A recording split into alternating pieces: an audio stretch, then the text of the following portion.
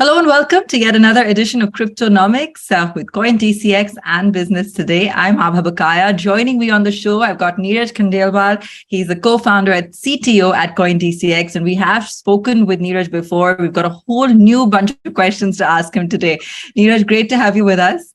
We wanted to dive into the world of DeFi a little bit more. We've got this new term that I've seen around called CeFi now. So there's DEFI for those who are not familiar with it, and now there's a CEFI. Take us through everything about these terms, Neeraj. How is CeFi different to DeFi? Is it complicated? Is it easy? How can we simplify this for our users and viewers? Sure. Hi. So DeFi and CeFi. When I started my crypto journey, I came across just CeFi as a word. Centralized finance. That's called centralized finance, where typically a company is responsible for running all the financial operations. Just think about NSE, National Stock Exchange, or any bank for that matter.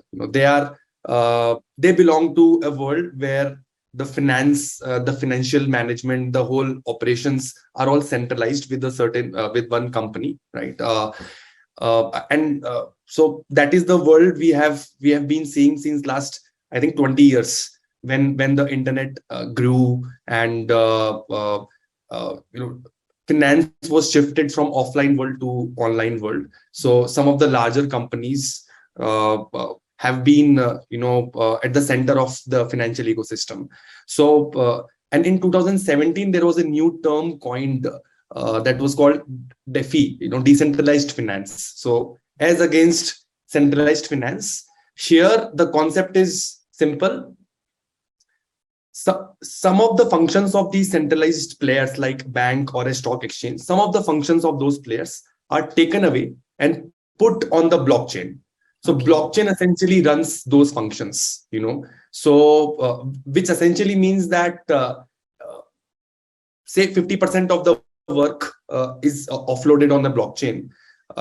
That brings in a lot of efficiency because on the blockchain, it's there is no player actually. There is no centralized player. There is no company running it. But the blockchain ecosystem runs the overall financial operations. The concept of decentralized finance is take some of the functions of centralized finance world and put them on blockchain for better efficiency, and at the same time driving more transparency because you get to see a trade level data, a transaction level data, and there is full transparency. So essentially, that is the concept of decentralized finance, and it's taking the world by the storm. No, it's great, to get that insight, Neeraj, and to get the context, how it really all began, the evolution, because the question that, people ask next is really what are some of the challenges and why are there certain challenges in accessing DeFi?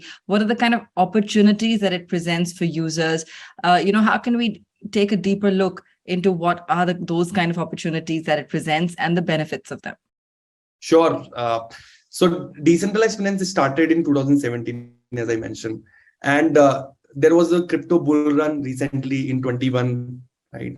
And so a measure of how decentralized finance has grown, there is one measure, and it's popularly called TVL, which is total value of assets that are present in this decentralized financial ecosystem, in this new, finance ecosystem, which is run on the blockchain. So it grew from a modest 100 million, when I started observing the growth from 100 million worth of assets logged to a maximum of 270 billion in a matter of just 3 years, from the beginning. And after the bull run has gone and, there has been market crash. So even today, there is roughly $70 billion of value logged in the decentralized finance. And overall daily trading volume in the decentralized finance world stands between 5 to 10 billion every day. So that's the rough growth rate, and right, the expectation is, given the efficiencies that decentralized finance drives, given that it's so cheaper compared to our traditional finance, it's going to take over, most of the banks and most of the financial institutions gradually. And next 5 to 10 years are going to be, very critical for its growth. The challenge, as you mentioned, the challenge has been on the customer adoption.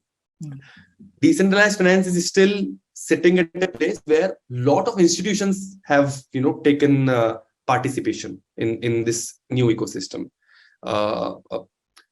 Because for a retail customer, for a normal person, it's still very, you need to be very tech savvy. It's highly technical, so you need to be tech savvy to access the decentralized finance space, right? But institutions, they have the know-how, they have the capabilities, they have the teams. So and they also understand the benefits that DeFi provides. So a lot of institutional adoption has been there in DeFi, but retail adoption has been lower, comparatively. So if you think of the crypto world, overall crypto world, the retail customer base is 300 million, globally. That's rough estimate. 300 million retail customers are there in the overall crypto world.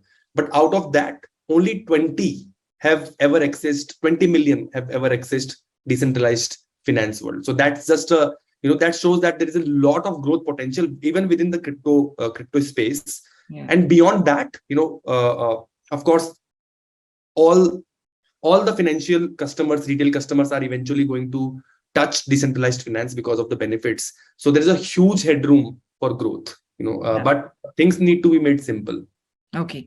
So where are we if you compare it to global peers in terms of the rate of progression, the adoption, how would you rate it? And in terms of, when you're looking at this accelerating over the next few years, any particular challenges you see in that, or do you feel it'll really be steady now as we go along? So even for decentralized finance based crypto apps, India, for most of these applications, India stands at either number 2, number 1, or number 3 in terms of the customer adoption. So in terms of the monthly active users. So that might be because of a sheer population that India has, a tech-savvy population that India has, the digital native population, right? But decentralized finance is at nascent stages. A lot of software development needs to happen for the next couple of years, right? So India has given the adoption, and this adoption I feel is mainly driven by software engineers. Huge base is from software engineers. So I can safely say that India is very well positioned, right, to mature this ecosystem further. It's a very nascent stage right now. So and India is very well positioned, looking at the adoption numbers, looking at the literacy, looking at the software, prowess that we have. So what role does CoinDCX play, Neeraj, in making some of these opportunities accessible for users? And, when we're looking at Web3 as well, and we've talked about this so many times before, and despite the regulatory challenges and the framework, which perhaps is going to be announced sooner rather than later, and we'll take that as it comes, there are a lot of opportunities within the Web3 space as well. So as CoinDCX, just to share with us really the kind of role that you're playing in order to make sure these opportunities are accessible for the Indian ecosystem. Multiple fronts. When we started in 2018, we launched in 18. And we started with the exchange, simple buy-sell exchange, where people could come buy Bitcoin and other top cryptos, hold them, right? And that is how it all began. Yeah. But we always had the plan to. Web3 was not known as a term back then, but decentralization of internet and financial services. We were focused more on the financial services part, right? We wanted to decentralize financial services globally and bring in more efficiency. Keeping that goal in mind, we have worked on multiple fronts. Firstly, it was very important for us to let people buy and sell cryptos, just take an exposure in this emerging asset class, doing our best on the policy front, educating not just the customers, but also doing our best to make crypto blockchain tech very easy to understand for policymakers, for various departments of the government, for regulators, right? So that's an ongoing activity, because we feel that's an important area to address, especially when it comes to finance world, which is heavily regulated. So that's very important part. Third is Aabha, we launched DCX Ventures, because we believe this is a fairly large space, large ecosystem, and we alone cannot do everything. But rather, we would love to facilitate other entrepreneurs, other startups, who are developing and building in this space, to also, from our side, facilitate them in terms of finances, as well as networking and all the know-how, right? That's third. Fourth, we have launched Octo. Recently, Octo is a new product line that we have launched. So that focuses on specifically the decentralized finance and the NFTs and overall Web3 part. And the objective is simple. Institutions have adopted decentralized finance because they have the know-how. But what about the retail people? There is a lot of benefits that you can get in DeFi, but the retail customers find it very difficult to access DeFi. So the objective of Octo, is to just simplify the access to decentralized finance. And there's a lot of technology building that is required, at the cutting edge. So we have been working on for almost 9 months to build technologies which make it simple for people to access the decentralized finance-based applications. Okay. So then, Neeraj, if we were to just summarize, and I know you sounded very excited about how India really has the potential to lead the Web3 revolution. Do you think DeFi will be the first use case? Do you see that being the kind of pioneer in the space, really? Out of top 100 revenue generating companies, 76 being in the finance domain. That says a lot about overall how costly financial services are for the people. So, and decentralized finance is a promise to that that particular, I'll not call it's an issue, but this situation, where decentralized DeFi promises to bring these costs down, bring more efficiencies in this ecosystem, right, and make it cheaper for people to access financial services globally, not just in India, globally. So that's the promise of DeFi, and it's a very valuable thing. I believe it's going to benefit a lot of people.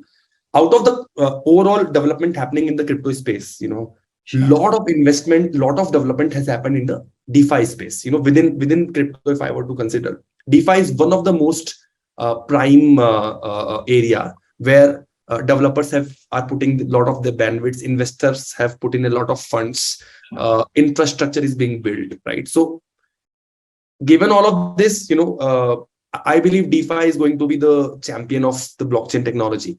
And the first sector globally which is going to be disrupted by blockchain is the financial world. And that's why, so even CoinDCX is very bullish. So we are invested heavily in the decentralized finance space as of today, right? And also investing in other startups from this space. Okay. Fantastic. Thank you so much, Neeraj, for taking out the time and really taking us through this in enormous detail. Great speaking with you today and diving into this and understanding it better here on Cryptonomics. Thank you. Thank you so much. Thanks for having me here.